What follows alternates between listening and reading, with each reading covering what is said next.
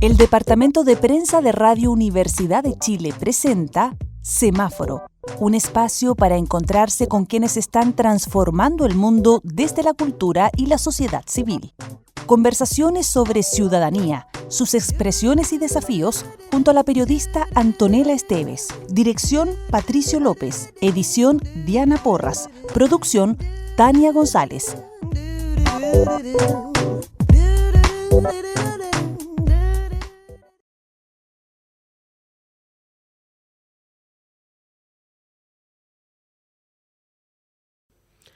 Muy buenos días, ¿cómo están todas, todos, todes? Bienvenidas a esta nueva edición de Semáforo, en donde tenemos muy entretenidas conversaciones que vamos a estar compartiendo con ustedes. Las cifras respecto a comprensión lectora en nuestro país son realmente preocupantes. ¿Cómo incentivar la lectura? ¿Cómo ayudar a que desde muy temprano niños y niñas puedan vincularse con esta herramienta que no es solamente para la imaginación, para el tiempo, sino que nos ayuda a poder comprender el mundo en que nos movemos? Vamos a estar hablando con Elvira Geldres, académica del Centro de Investigación Avanzada en Educación de nuestra universidad al respecto. Y también vamos a conversar con nuestro querido Rodrigo Abed de la Torre, director de Pilates Esquí, especialista en rehabilitación funcional, porque siempre nos parece importante también escuchar el cuerpo y darle atención a cómo a través de la conciencia corporal podemos ir mejorando nuestra calidad de vida. Y vamos a partir escuchando a Los Jaivas y este pregón para iluminarse.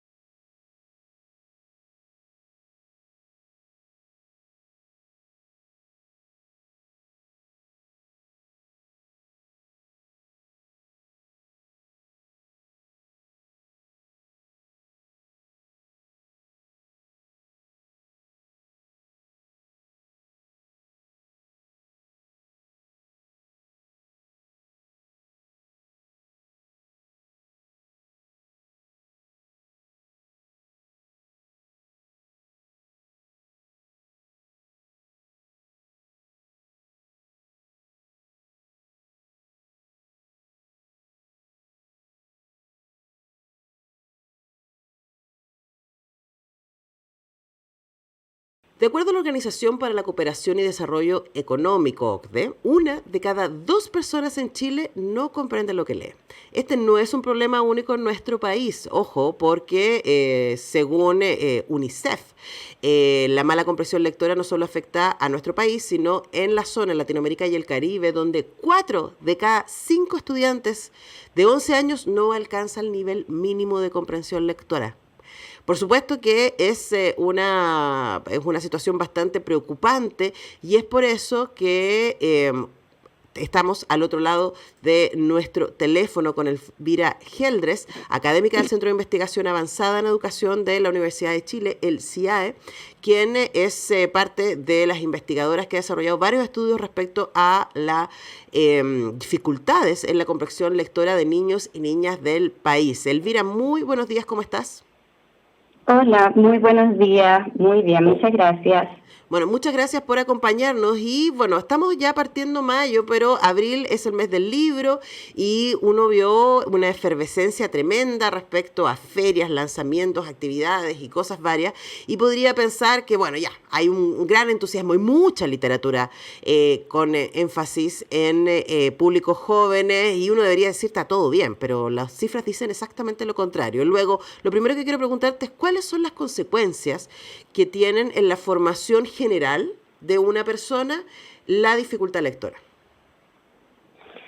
Bueno, como tú dices, las dificultades se han visto no solo en Chile, sino que en todos los países y la pandemia ha provocado un efecto importante en la comprensión lectora y las consecuencias son graves porque la comprensión lectora es una habilidad fundamental y transversal, o sea, nos sirve no solo para el área del lenguaje, nos sirve solo para sacarse una buena nota en la prueba de comprensión lectora en el colegio, sino que nos sirve para desarrollarnos en el mundo, para desarrollarnos socialmente, para aprender de todas las materias, de todos los temas. Entonces, las dificultades para comprender lo que leemos en adultos, que se han visto en todos los países y en nuestro país fuertemente, son súper graves porque además nos dificultan no solo nuestro aprendizaje, nuestro desarrollo, sino además nuestra comunicación con los que nos rodean, nuestra comprensión de los otros. Lo vemos, por ejemplo, en las redes sociales, en Twitter, cómo los problemas de comprensión lectora llevan incluso a peleas, a problemas de comunicación graves sociales. Entonces, es una habilidad fundamental, no solo escolar, que de repente nos quedamos como un poco pegados en los problemas de los niños no están aprendiendo a leer bien, pero esto se va arrastrando y si no los atacamos de una forma en la escuela, llevan a problemas también en la adultez. Claro que sí, ¿no? Y además a propósito del ejemplo que tú dabas, ¿no? Pensando en este proceso constitucional que estamos viviendo en este momento, todo el proceso del año pasado, eso tuvo que ver con no solamente mala comprensión lectora, sino que cuando uno no se enfrenta directamente a los documentos, ¿no? A los textos, queda vulnerable a que venga otro y te explique, ¿no? Y te diga, no, mira, esto es lo que quiere decir. Y eso es tremendamente complicado. Entonces hay un riesgo a la democracia, ni más ni menos. Sí, totalmente. Es una habilidad no solo lingüística, es una habilidad cívica, ciudadana, es una habilidad política, es una habilidad que nos sirve de verdad para desenvolvernos en el mundo. Entonces es muy importante que la trabajemos. Y ahí uno dice, bueno, ese es el escenario en el que estamos, ¿no? Es un muy mal escenario en donde hay tremendos desafíos. Ahora, uno pensaría, lo sabemos, todos los estudios lo señalan, tú también lo sabes desde cierto, del CIAE, la mejor manera de empezar a leer es empezar a leer tempranamente. ¿Y cuáles sienten ustedes que son los mayores desafíos que tienen los lectores y lectoras jóvenes a la hora de enfrentarse a los textos en el formato que sea? Sí, la habilidad de comprender un texto, la gran dificultad que tiene es que es muy multidimensional, o sea, no requiere solo una habilidad para poder comprender un texto, ¿cierto? Yo tengo que ser capaz de decodificar las palabras, las letras y las palabras, o sea, poder leerlas. Cuando yo veo la palabra árbol en un texto, tengo que ser capaz de leerla rápidamente, precisamente, fluidamente, pero además tengo que ser capaz de armarme una idea en la mente de qué significa esa palabra árbol, o sea, imaginarme el árbol, que es lo que se llama comprensión oral o comprensión del lenguaje. Entonces tengo al menos esas dos habilidades. Además tengo que ser capaz de hacer inferencias, porque no toda la información está en el texto. Tengo que inferir algunas cosas que no aparecen por el contexto, por mi conocimiento del mundo. Tengo que además tener un vocabulario variado para poder comprender todas las palabras que aparecen. Y además un tema en el que nosotros hemos estado investigando últimamente tiene que ver con la motivación por la lectura.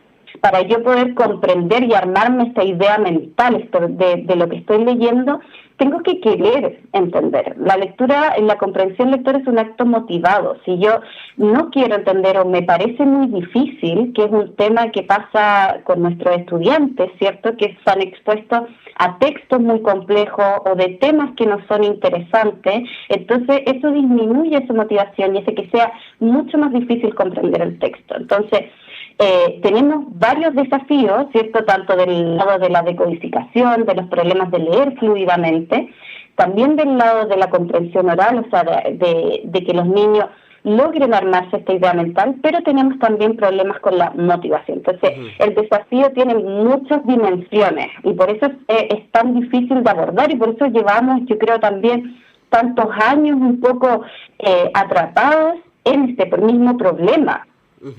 Conversamos con Elvira Geldres. Ella es investigadora de nuestra universidad, del Centro de Investigación Avanzada en Educación. Ahora, Elvira, con respecto a la motivación, uno podría decir, bueno, pero eso debería ser relativamente fácil de solucionar. Tú has dicho, por ejemplo, que hay que promover en las escuelas, estoy citándote de la nota que está en la web de la universidad, ¿cierto?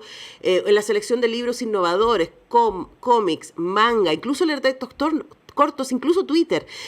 ¿Cuál es ahí uno pensaría que el problema es el prejuicio de las y los educadores respecto a los contenidos educativos que puedan tener estos textos, ¿no? ¿Cómo se puede trabajar esa tensión? Sí, es una tensión, como tú lo dices, porque obviamente la calidad de los textos, de repente si uno deja muchas opciones o muy libre la elección, la calidad puede disminuir, ¿cierto? O no podemos asegurarnos de que el contenido sea adecuado para la edad. Hay varios aspectos que quedan un poco como libres, pero esa libertad sí nos aporta enormemente para la motivación, o sea, que los niños puedan elegir textos que sean de su interés, que sean menos complejos, les va a ayudar mucho a la motivación. Y lo que las investigaciones más recientes nos han ido mostrando es que esa es la parte fundamental, que los niños lean con ganas, que se involucren, que lean no solo por una meta externa de la escuela, o sea, tengo que leer porque me tengo que leer el libro que me dijeron porque me tengo que sacar una buena nota, sino que lean por una motivación interna individual. Y eso puede llevar eventualmente, y eso es lo que va a pasar si los niños leen con ganas y les gusta leer y lo ven como una tarea que ellos pueden realizar efectivamente y pueden comprender y les puede ir bien, van eventualmente a leer textos más complejos. Entonces, mi postura sería que en la escuela tratáramos de potenciar más esta lectura libre y que los involucre a ellos y que de a poco podamos así ir incorporando textos más complejos. Por supuesto que hay textos que tienen además un valor cultural y un valor de la cultura letrada que son muy importantes, ¿cierto? Históricamente en la media se ha pasado el Quijote o se ha pasado 100 años de soledad, pero son textos súper complejos, entonces hay otras formas de trabajarlo. Por ejemplo, ir leyéndolos en clases, hacer lectura compartida en la sala de clase guiada por el profesor, o leer extractos, o otras formas que no son la lectura para la casa, que antiguamente se hacía, que es muy compleja para los niños. Entonces, yo creo que hay que mantener un equilibrio, intentar un equilibrio entre textos más novedosos, más multimodales, ¿cierto? Incluso entrevistaba a un profesor el año pasado que decía, he estado implementando también audiolibros con mis estudiantes de media para involucrarlos en esta cultura letrada de una forma que pueda ser más fácil para ellos, y eso teniendo la fe y la esperanza de que eso de a poco nos va a ir llevando a que puedan acceder a textos más complejos. Ahora, ahí te escucho, Elvira, y pienso en dos cosas, que una luminosa y una un poquito más preocupante, por lo menos para mí, ¿no? Como entusiasta de la lectura. La primera es el boom de las ediciones para público juvenil, ¿no? Yo creo que desde Harry Potter hemos estado viviendo un boom editorial tremendo, muy potente en el mundo, y aquí estoy pensando probablemente, claro, en adolescentes, ya en niños más grandes y niñas más grandes.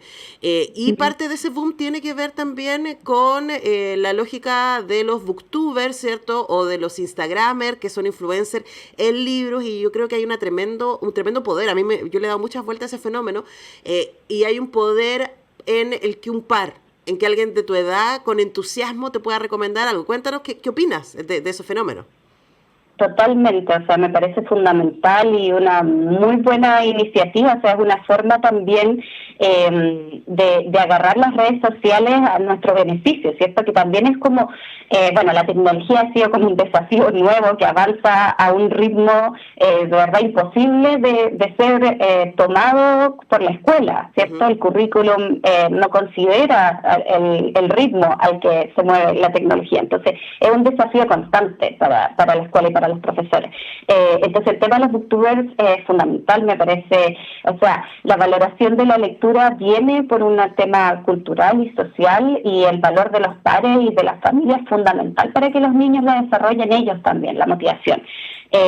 Nosotros participamos como CIAE, como Universidad de Chile, en la iniciativa Por un Chile que lee, que es una iniciativa muy grande que incluye fundaciones, el Ministerio de Educación, muchas universidades públicas y también privadas, y es una iniciativa súper importante y fundamental porque incluye a todas estas personas y están subiendo a sus redes sociales booktubers y otras iniciativas de ese tipo que son súper relevantes para motivar a los estudiantes. Sí, sin duda. Ahora, y ahí aparece mi preocupación del otro lado, ¿no? Porque decimos, bueno, qué bueno que lean. Yo también soy de la idea, es como, no importa, que lean, ¿no? Y luego podemos empezar a sofisticar el tipo de lectura y la mirada crítica al respecto a ella. Pero hace poquito el Francisco Ortega tuiteó algo que a mí me hizo un montón de sentido, de una interacción que él había tenido con audiencia a propósito de su último libro, Bahamut, que es una maravilla, pero es un libro de ciencia ficción densa, con muchas cosas pasando al mismo tiempo, en distintas épocas, y él contaba cómo había lectores y lectoras que se quejaban de esa densidad, ¿no? Y que no querían tanta explicación, tanto contexto, sino más bien acción. Y hay mucho de eso en la literatura juvenil exitosa hoy día, ¿no? Hay un riesgo también como en la pérdida de diversidad y densidad en lo que se está produciendo desde lo más comercial. Yo creo que tiene que ver con esto de la tecnología, ¿cierto? Como las nuevas generaciones están expuestos a un nivel de estímulo que nosotros no vivimos, ¿cierto? Entonces, los estímulos son muy rápidos, o sea, TikTok son videos muy cortos, ¿cierto? Que van uno tras de otro, entonces, esto de involucrarse en una lectura lenta, muchas veces desafiante, es complejo. Entonces, sí, yo estoy de acuerdo que es complejo y que es un desafío, o sea, como otro nuevo desafío más, que se nos suma de cómo equilibrar esas dos aristas, ¿cierto? Cómo ofrecemos textos y lecturas que sean apropiadas para el nivel en el que están, que sean motivantes, que sean interesantes, pero que también sean desafiantes, o sea, que constantemente los estén desafiando a leer textos un poco más largos, un poco más complejos, un poco más densos. Entonces, ese equilibrio, además pensando en las escuelas donde los profesores tienen estudiantes que están a niveles muy distintos, ¿cierto? De lectura, de motivación por la lectura, de la capacidad y los textos que pueden acceder, muchos profesores lo están abordando con la libre elección de textos, ¿cierto? Entonces, los estudiantes traen un libro para leer ese mes, que está a su nivel, que está dentro de sus intereses, y de a poco podemos ir avanzando hacia textos más complejos. Pero sí hay un desafío, yo creo, también generacional y cultural que tiene que ver con cómo entendemos esa lectura un poco más antigua, ¿cierto? Anacrónica, ya incluso analógica, y cómo lo incluimos en esta nueva generación. Y yo creo que para eso, claro, los cómics, los textos como un poco más multimodales pueden ser una buena como puerta de entrada.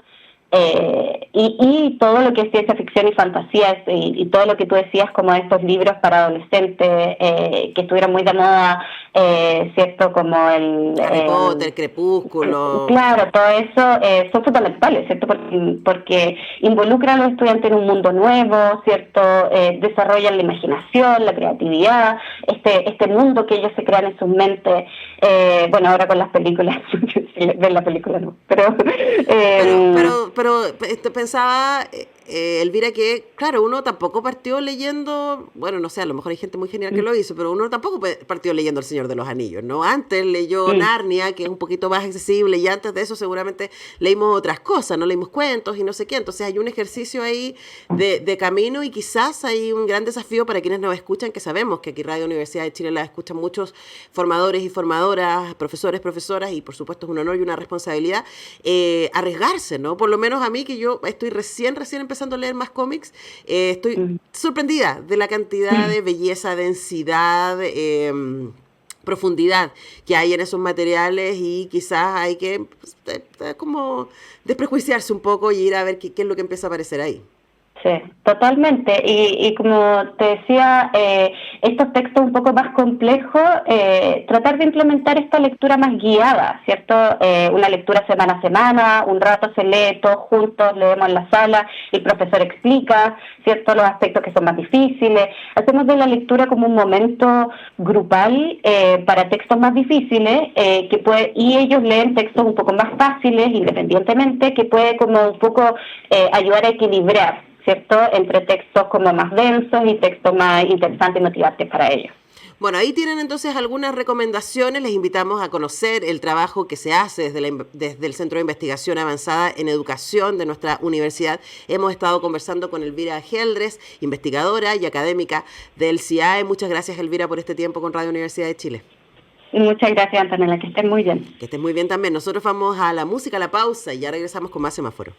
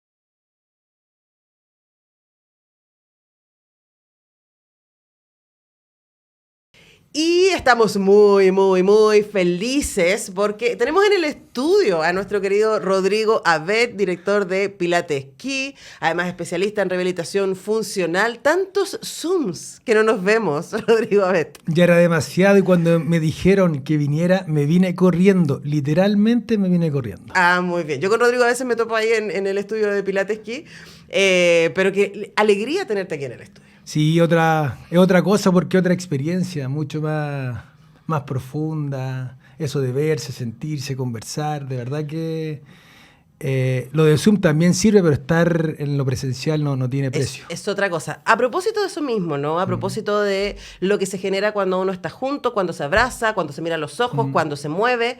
De hecho, que ahí aprovecho de preguntarte tu experiencia, ¿no? Desde Pilates Ki, porque cuando vino pandemia, ustedes desarrollaron toda esta otra línea, ¿no? De poder potenciar el trabajo que ustedes hacen también desde casa, ¿cierto? Con objetos o con derechamente las camas, ¿cierto? Que trabajamos en Pilates. Y eso, sin duda, y tengo varias amigas que me han dicho, eso me salvó la pandemia. O sea, sin eso me muero, ¿no? Y por supuesto que es tremendamente valioso y en ciertas circunstancias, cuando no hay de otra, cuando uno viaja, por ejemplo, cuando uno no puede llegar al lugar porque está muy lejos, etcétera, es ultra beneficioso y como tú has dicho antes, entre moverse y no moverse, siempre mejor moverse. Pero ¿qué se genera cuando uno se mueve en grupo? Pasa algo mágico, porque literalmente nos despertamos a todo nivel, a nivel físico, mental, emocional, con nuestros neurotransmisores, porque estamos diseñados para hacer actividades en grupo. Tú sabes que yo tuve la posibilidad de estudiar mucho tiempo con el doctor Humberto Maturana y siempre que le preguntaban por neurociencias, él decía, me niego un poco a hablar de neurociencia porque si me pongo a hablar de la neurona va a desaparecer lo fundamental que son las personas y la relación. Entonces, somos seres relacionales por esencia y el estar en grupo con otras personas está demostrado que potencia todas nuestras habilidades y capacidades, sobre todo, por ejemplo, nuestro sistema inmunológico y nuestra capacidad a nivel circulatorio. Se han hecho estudios, por ejemplo, con personas que entrenan en grupo y les mejora la función cardíaca, por ejemplo. Uh-huh. Por eso es tan importante el tema de hacer ejercicio, pero sobre todo en grupo, aumenta mucho más sus beneficios. Uh-huh. Y ahora también cuando nosotros hemos hablado de lo importante que es hacer ejercicio, cuando tú y yo hemos hablado de esto insistentemente acá en el programa, no estamos hablando necesariamente de que se inscriba a una clase en el gimnasio, sino que puede salir a caminar, que moverse en grupo, bailar. Totalmente, porque el estudio en neurociencia, ¿qué mostró? Que todas las actividades físicas, el ejercicio, el movimiento, el contacto con la naturaleza, el estar con otras personas, activa todos nuestros neurotransmisores. Entonces, desde ese lugar es fundamental el movimiento. Recuerda que tenemos la actividad física, que es caminar de la casa al trabajo. Uh-huh. Tenemos los deportes, que es hacer una actividad con un resultado, jugar fútbol, jugar tenis. También tenemos el ejercicio, que es someterse a una técnica de movimientos. Todo eso es fundamental. Y para eso, como dijiste recién, no es necesario estar inscrito en el gimnasio, sino que, por ejemplo, salir a caminar y abrazar un árbol ya genera en todo nuestro sistema una activación. O sea, esto está a mano nuestro. Uh-huh. ¿Y qué ocurre? ¿Por qué la gente deja de hacer ejercicio? Porque antes el movimiento lo utilizábamos como una herramienta de sobrevivencia. Teníamos que salir a caminar, a buscar el agua, a cazar, a arrancarnos, pero ahora tenemos todo a mano. Y al tener todo a mano, no hacemos ejercicio porque no lo vemos como algo fundamental para la sobrevivencia. Ajá. Pero, y de eso, ahí nos acercamos al tema que queremos tocar hoy, cuando no nos movemos, nos enfermamos. Y aquí no solamente hablamos de lo físico, ¿no? Del anquilosamiento de los músculos, ¿cierto? Y de los nervios y de todos nuestros sistemas, sino también psíquicamente. Y es algo que yo creo que quedó muy demostrado con la pandemia. No solamente tenía que ver con el encierro, también con el movimiento. Entonces, ¿qué es lo que provoca el sedentarismo en términos psicológicos cuando no estamos moviéndonos, no solamente haciendo ejercicio, moviéndonos? Lo que produce es inmediatamente aumento del nivel de estrés, que se asocia con sensaciones, emociones de miedo, rabia, tristeza, que si bien es cierto no son malas, mantenidas en el tiempo generan enfermedades. ¿Por qué? Por ejemplo, sube la presión. Entonces, ¿qué está demostrado? Que hay una relación directa, por ejemplo, entre nuestra microbiota, el centro, el powerhouse que hablaban los orientales, que los occidentales lo usamos solamente para hacer abdominales, y con eso que estamos haciendo, reventando las fascias, reventando los órganos, en vez de cuidarlos y protegerlos como a través de movimientos muy suavecitos. No, pero tú me estás diciendo que no deberíamos hacer abdominales. No hay que hacer abdominales, eso está obsoleto. Lo digo aquí y ahora, no hagan abdominales porque no sirve. ¿Y qué es lo que sirve? O sea, porque lo primero que te dicen, y aquí la gente debe estar explotándole la cabeza, es como, espérate, si para bajar la guata hay que hacer abdominales. Eso dice la gente. Eso dicen las personas. Lo que ocurre es que nuestro cuerpo es un sistema que opera de manera en conjunto. Por ejemplo, si tú te paras bien en la silla, mira al frente y comienzas a respirar, los abdominales empiezan a activarse solos. Es verdad. Porque el abdominal es parte de una red de músculos y de fascias que parten en el empeine y terminan en la cara. Entonces, no es un músculo que tú puedes activar de manera específica. El ejercicio localizado también está obsoleto. Igual se sigue haciendo, pero esa clase de glúteo, de brazos, eso también está obsoleto. ¿Por qué? Porque actuamos como un todo.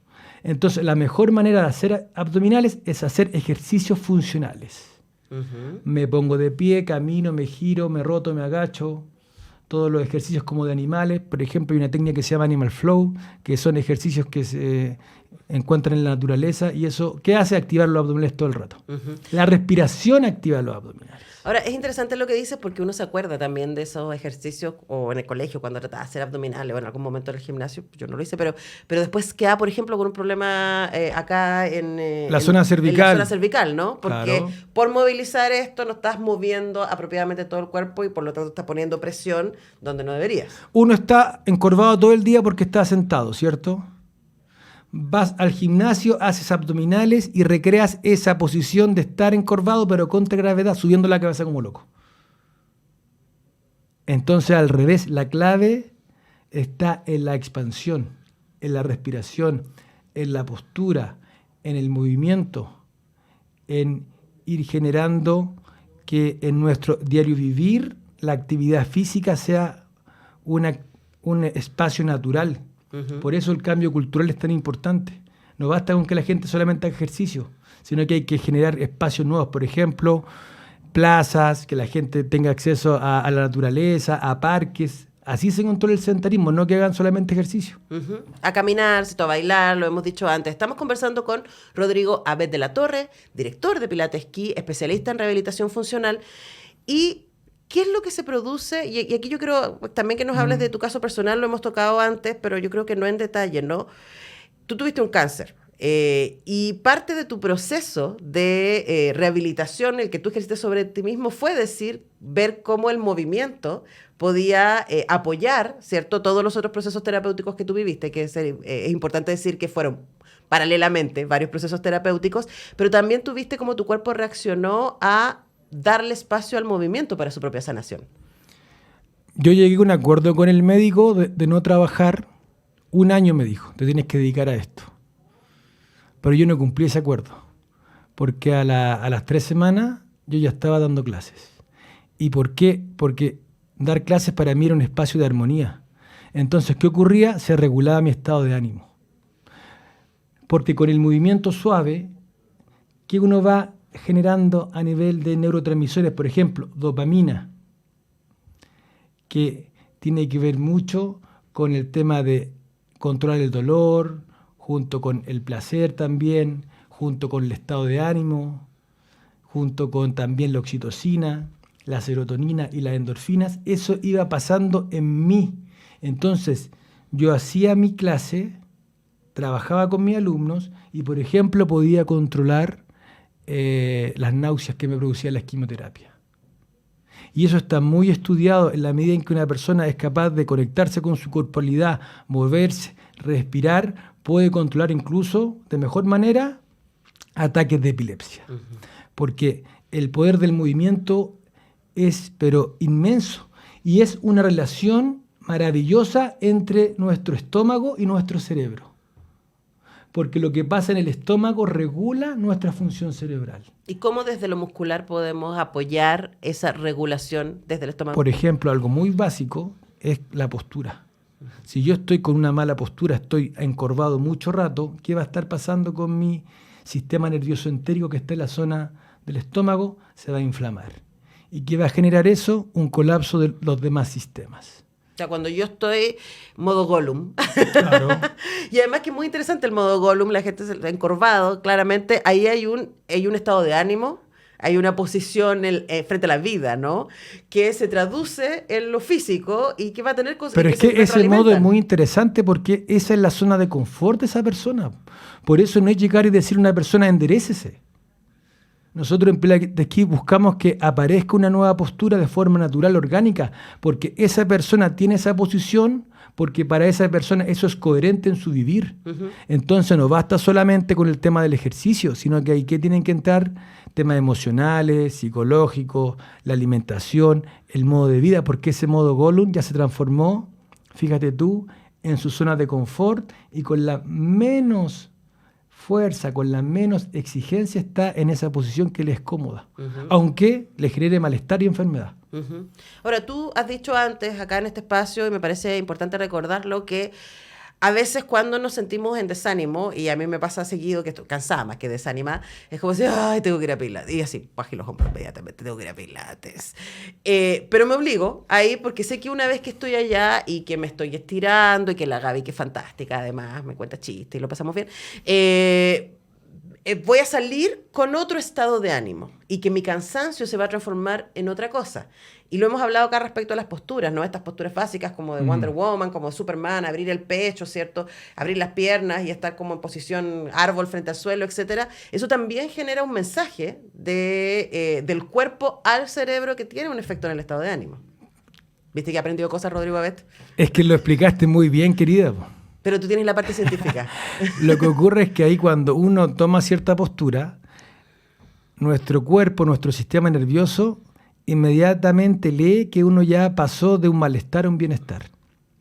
Y eso no solamente modifica tu postura, sino que modifica tu estado de ánimo y modifica tu percepción y es capaz también de ir generando nuevos procesos a nivel relacional. Me atrevo a hacer más cosas, puedo, por ejemplo, dar mi opinión en lugares en donde antes me daba vergüenza, porque esa fue una investigación que se hizo con las posturas de poder, uh-huh, que habían personas que no participaban en clase y la profesora las sometió a cierto ejercicio y no les dijo nada, obviamente, y esas personas les cambiaba el estado de ánimo y, por ejemplo, participaban más en clase y ahí aparecían todos estos neurotransmisores, el cuarteto mágico, oxitocina, serotonina, endorfina, ya, que son fundamentales para nuestro estado de ánimo.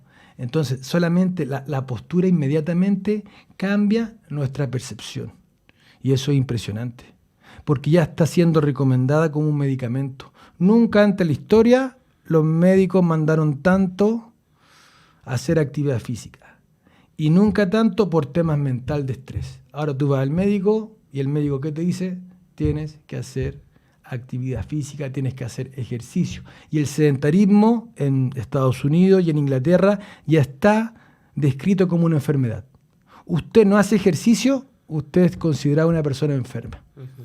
Y eso lo tenemos que rescatar porque el movimiento, el ejercicio es fundamental en nuestra vida porque queremos gente más sana, más contenta, más alegre, más creativa, más feliz. Saliste un poco de la cabeza, ¿no? Te escuchaba, Rodrigo, y yo pensaba, hace un par de años tuve ahí como una situación de estrés y la psiquiatra lo primero que me dijo es, sal a caminar.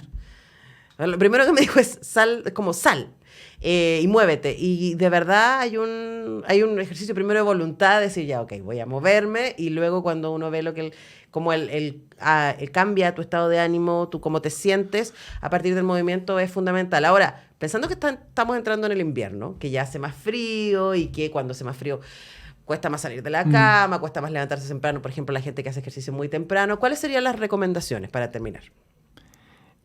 Lo que aprendimos en pandemia es que hay que moverse, ya sea en la casa, yendo al gimnasio, yendo a Pilates Esquí, yendo a yoga. A bailar. Por favor, bailen, pásenlo bien, disfruten, porque de verdad que es el mejor medicamento y el menos utilizado. Entonces, que lo pasen bien. Dijiste algo, bailar, salir, ver amigos. Que esto se transforme como un juego, porque ahí es donde ocurre la magia. Al comienzo obviamente tengo que obligarme, tengo que ir, porque es rico quedarse viendo Netflix cuando llueve, con frío. ¿Cierto? Comiendo sopaipilla.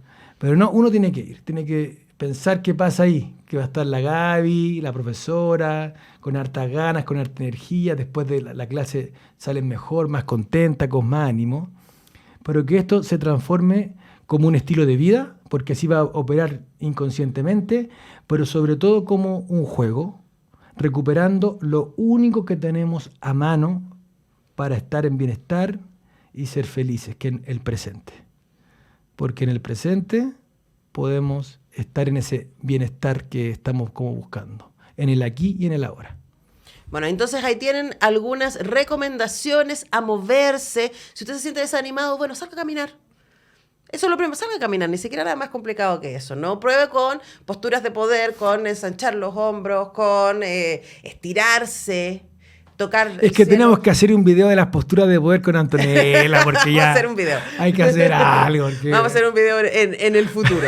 Tú me comprometo, Rodrigo. Y lo otro que no tiene precio, se van a sentir bien, se van a ver bien, y todo lo que estamos diciendo no tiene ningún costo, así que hay que puro hacerlo. Exactamente, regalarse esos minutitos para estirarse, para concentrarse, para moverse. Rodrigo Bet de la Torre, director de Pilates Ki, especialista en rehabilitación funcional. Tantas gracias por venir al estudio. A ustedes. Nos vemos. Nosotros despedimos también el programa de hoy. Yo vuelvo a las 5 a hacer Radiópolis. No se lo pierdan, va a estar muy entretenido. Y mañana a las 10 regresamos con un nuevo semáforo. Hasta acá el semáforo de hoy. Antonella Esteves y sus invitados les esperan pronto en una nueva edición de este espacio del Departamento de Prensa de Radio Universidad de Chile. Dirección, Patricio López. Edición, Diana Porras. Producción, Tania González.